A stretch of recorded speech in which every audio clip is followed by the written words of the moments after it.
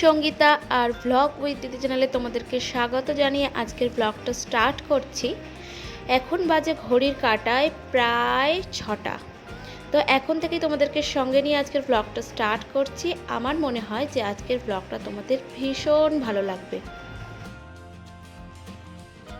তো সকাল সকাল দেখো ঠাকুর প্রণাম করে বসে পড়েছি বই খাতা নিয়ে। মা সরস্বতীকে প্রণাম করে যেন আমি বই পড়বো আর আমি যেন স্কুলে যাব, আমারই যত তাড়া। তো দেখো ডিঙ্কাকে সেই থেকে ডাকছি ওঠার জন্য, আর এদিকে ওর রুটিন দেখে বইটাও গুছিয়ে দিলাম। ছেলের বই গোছাতে গিয়ে নিজের ছোটোবেলার কথাও মনে পড়ে যায়, তাই না? এখন দেখো মা হয়ে এখন ছেলের বই গুছিয়ে দিচ্ছি, কিন্তু আমাদের ছোটোবেলায় আমরা নিজেরাই নিজের বইপত্র গোছাতাম। আর এখানে দেখো বেলুনের মধ্যে আমার ছেলে একটা পেন্সিল কীভাবে ঢুকিয়ে রেখেছে। তো ওদের কীর্তিকলাপ দেখে জাস্ট মাথাটা আমার হ্যাং হয়ে যায়, কি আর বলবো। তো যাই হোক, ওর বইপত্র গোছানো হয়ে গেছে, একবারে ভাবলাম টেবিলটাও একবারে গুছিয়ে তারপরে উঠবো। তো সেটাই করছি। আর ছোটোবেলা থেকে জানো তো আমার একটা ভীষণ স্বভাব যে বইপত্র এলোমেলো থাকলে আমার একদমই ভালো লাগে না।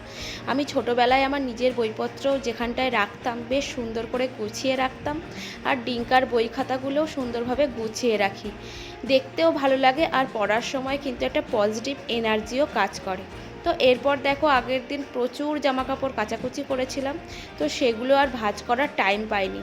আজকে ভাবলাম সেগুলো ভাঁজ টাজ করে সমস্ত কাজ গুছিয়ে নেব।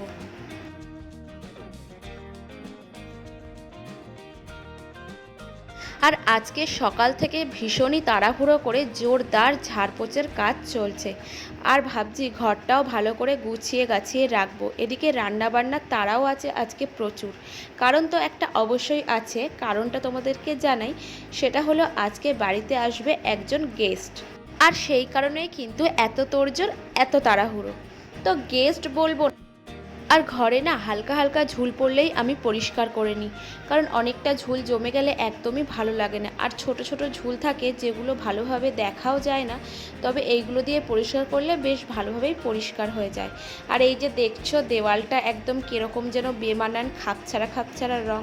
আসলে ভাড়া বাড়ি তো কিছু করার নেই, যদিও বলেছে যে এই রংটা ঠিক করে দেবে। আর এই রংটা যতদিন না ঠিক করছে একদমই যেন ঘরটার এই জায়গাটায় ভালো লাগে না। আর আজকে মাম্মাম উঠতে উঠতে প্রায় 7:30 পৌনে 8টা মতন বাজিয়ে দিয়েছে। আর সেই কারণেই অন্যান্য কাজগুলো সেরে নিয়ে তারপরে আসলাম হচ্ছে বিছানা তুলতে। তো তোমাদেরকে বলি যে গেস্ট বলতে আজকে কে আসছে। আজকে আসছে হচ্ছে আমার একটা দাদা। তো আজকে ভীষণই খুশি আমি। আর সেই কারণেই দেখো সকালবেলা থেকে একদম ফুল এনার্জি দিয়ে কাজে লেগে পড়েছি। আর আজকে কিন্তু গরমটাও পড়েছে সেই হারে। তবে গরমটাকে গরম মনে না করেই মনের জোর দিয়ে সমস্ত কাজ গুছিয়ে নিচ্ছি তাড়াহুড়ো করে, কারণ বাড়িতে কেউ আসলে মনে হয় যেন সে আসার আগেই সমস্ত কাজটা শেষ করে ফেলি। আর ঠাকুরের চরণে ছুঁইয়ে শাঁকাপলাটা পরে নিয়েছি। আর নিজেরই এত ভালো লাগছে যে কি বলবো, যতবার কাজ করছি নিজের হাতের দিকে তাকাচ্ছি। আর এরপরে দেখো চলে আসলাম হচ্ছে কিচেনে। তো শুধুমাত্র কাজ করলেই তো হবে না, খেতেও হবে। আর ভীষণ পেয়ে গেছে আমার খিদে। আর ফ্রিজে দেখলাম ছিল হচ্ছে ক্যাপসিকাম, তো ভাবলাম যে কিছুটা ভাতও রয়েছে আগের দিনের, তো সেটাই ভাজা করে ফেলি। আর ভাত ভাজা খেতে কিন্তু ভীষণই ভালো লাগে। তো ক্যাপসিকাম পেঁয়াজ আলু দিয়েই আজকে ভাতটা ভাজা করব, কারণ ভাত ভাজা করতে গিয়ে দেখলাম যে ডিম ছিল না। আর সেই কারণেই সকালবেলায় ডিঙ্কাকেও এই ভাত ভাজাটা করে দিতে পারলাম না, কারণ ও ডিম দিয়ে ভাত ভাজা খেতে ভীষণই ভালোবাসে। তো যাই হোক, বরকে বলেছিলাম যে ডিম নিয়ে আসতে, কিন্তু ও বাজার করে আসার সময় ডিম আনতেই ভুলে গেছে।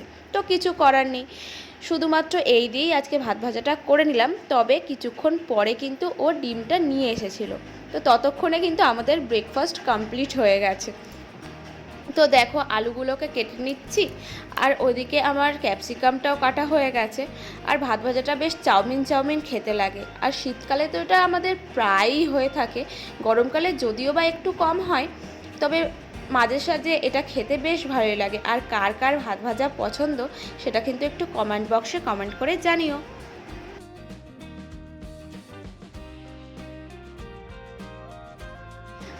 আর এদিকে দেখো আমি ভাতটাও কিন্তু বসিয়ে দিলাম, কারণ সকাল সকাল রান্নাটা কমপ্লিট করতে হবে। ভাত বসিয়ে দিয়ে ভাবলাম 2 বোতল জল ভরে ফ্রিজে ভরে রাখি। আর সকালবেলায় জানো না তোমাদের কি বলবো, একে তো প্রচুর কাজ থাকে, তার উপরে ডিঙ্কা ওর পাপাই যেটা যেখান থেকে নেবে সেটা সেখানেই ফেলে রেখে দেবে। তোমরা তো দেখতেই পেলে, মাজন ব্রাশ সমস্তটা নিয়ে জায়গায় রাখলেই হয়, কিন্তু প্রত্যেক দিন বলাই বাহুল্য, যেখানে পারবে সেখানে রেখে দেবে। আর আমি সমস্তটা গুছিয়ে গুছিয়ে যেন ক্লান্ত হয়ে যাই। তো ঘরদোর সাজানোর মতন তো অনেক জিনিসই পাওয়া যায়, তবে আমার যেন মনে হয় একটুখানি চারিদিকটা ন্যাচারাল ব্যাপার রাখবো।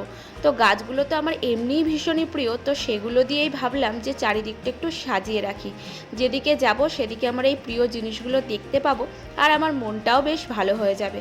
আর এই গাছগুলো নিয়ে নাড়াচাড়া করতে আমার যে কি ভালো লাগে তোমাদের আর কি বলবো। আর এরপর দেখো দুপুরের মেনুতে আমার পটল চিংড়িটা প্রায় কমপ্লিট হয়ে গেল। আর সঙ্গে কী কী ছিল তোমাদের একটু দেখিয়ে দিই। ছিল হচ্ছে শাক ভাজা, আলু ভাজা, বেগুন ভাজা, আর ছিল ডাল। আর এদিকে করে নিচ্ছি হচ্ছে চিকেন কষা। আর চিকেনটাকে কিন্তু আমি ভালো করে মশলা দিয়ে ম্যারিনেট করে ফ্রিজের মধ্যে রেখে দিয়েছিলাম।